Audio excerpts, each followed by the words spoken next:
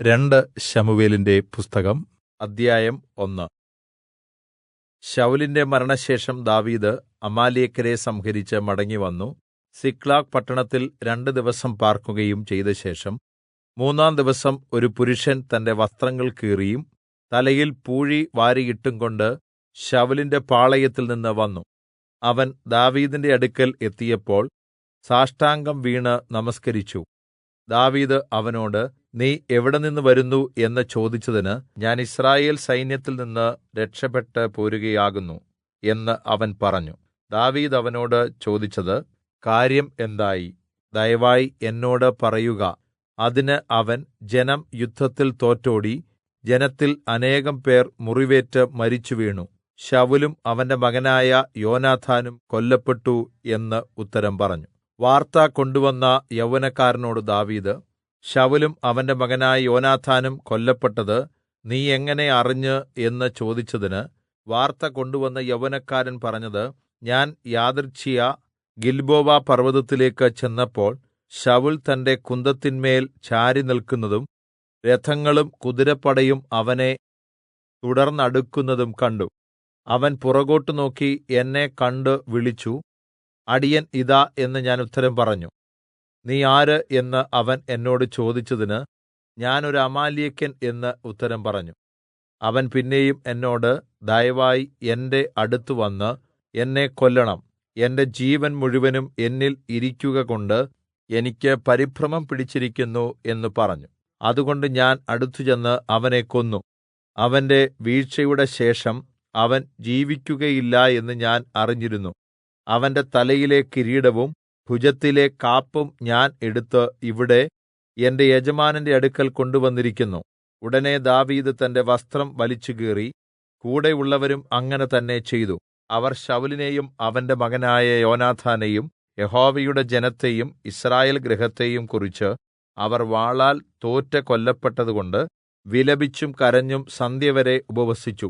ദാവീദ് വാർത്ത കൊണ്ടുവന്ന യൗവനക്കാരനോട്, നീ എവിടുത്തുകാരൻ എന്ന് ചോദിച്ചതിന്, ഞാൻ ഒരു അന്യജാതിക്കാരന്റെ മകൻ, ഒരു അമാലേക്യൻ എന്ന് ഉത്തരം പറഞ്ഞു. ദാവീദ് അവനോട്, യഹോവയുടെ അഭിഷിക്തനെ കൊല്ലേണ്ടതിന് നിന്റെ കൈ ഓങ്ങുവാൻ നിനക്ക് ഭയം തോന്നാഞ്ഞത് എങ്ങനെ എന്ന് പറഞ്ഞു. പിന്നെ ദാവീദ് യൗവനക്കാരിൽ ഒരുവനെ വിളിച്ച്, ചെന്ന് അവനെ വെട്ടിക്കളയുക എന്ന് പറഞ്ഞു.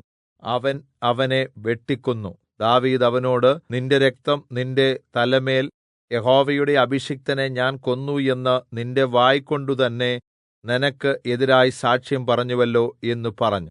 അതിനുശേഷം ദാവീദ് ശൌലിനെയും അവന്റെ മകനായ യോനാഥാനെയും കുറിച്ച് ഈ വിലാപഗീതം പാടി. അവൻ യെഹൂദാ മക്കളെ ഈ ധനുർഗീതം പഠിപ്പിക്കുവാൻ കല്പിച്ചു. അത് ശൂരന്മാരുടെ പുസ്തകത്തിൽ എഴുതിയിരിക്കുന്നുവല്ലോ. യിസ്രായേലേ, നിന്റെ പ്രതാപമായവർ നിന്റെ ഗിരികളിൽ നിഹതന്മാരായി വീരന്മാർ പട്ടുപോയത് എങ്ങനെ? ഗത്തിൽ അത് പ്രസിദ്ധമാക്കരുതേ. അസ്കലോൻ വീഥികളിൽ ഘോഷിക്കരുതേ. ഫെലിസ്ത്യ പുത്രിമാർ സന്തോഷിക്കരുതേ. അഗ്രചർമ്മികളുടെ കന്യകമാർ ഉല്ലസിക്കരുതേ. ഗിൽബോവ പർവ്വതങ്ങളെ, നിങ്ങളുടെ മേൽ മഞ്ഞോ മഴയോ പെയ്യാതെയും വഴിപാട് നിലങ്ങൾ ഇല്ലാതെയും പോകട്ടെ. അവിടെയല്ലോ വീരന്മാരുടെ പരിച എറിഞ്ഞുകളഞ്ഞത്. ശൌലിന്റെ തൈലാഭിഷേകമില്ലാത്ത പരിച തന്നെ. കൊല്ലപ്പെട്ടവരുടെ രക്തവും വീരന്മാരുടെ മേദസ്സും വിട്ട് യോനാഥാന്റെ വില്ല് പിൻതിരിഞ്ഞില്ല. ശൌലിന്റെ വാൾ വെറുതെ മടങ്ങിവന്നതുമില്ല. ശൌലും യോനാഥാനും അവരുടെ ജീവകാലത്ത് പ്രീതിയും പ്രിയവും ഉള്ളവരായിരുന്നു. മരണത്തിലും അവർ വേർപിരിഞ്ഞില്ല.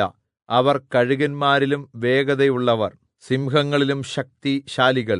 യിസ്രായേൽ പുത്രിമാരേ, ശൌലിനെ ചൊല്ലി കരയുവീൻ. അവൻ നിങ്ങളെ ആഡംബരപൂർണമായ കടുംചുവപ്പ് വസ്ത്രം ധരിപ്പിച്ചു.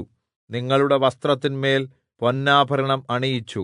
യുദ്ധമദ്ധ്യേ വീരന്മാർ വീണുപോയതെങ്ങനെ? നിന്റെ ഗിരികളിൽ യോനാഥാൻ കൊല്ലപ്പെട്ടുവല്ലോ. എന്റെ സഹോദരാ യോനാഥാനേ, നിന്നെച്ചൊല്ലി ഞാൻ ദുഃഖിക്കുന്നു. നീ എനിക്ക് അതിവത്സലൻ ആയിരുന്നു.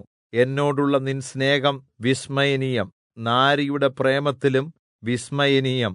യുദ്ധവീരന്മാർ കൊല്ലപ്പെട്ടതെങ്ങനെ? യുദ്ധായുധങ്ങൾ നശിച്ചുപോയല്ലോ.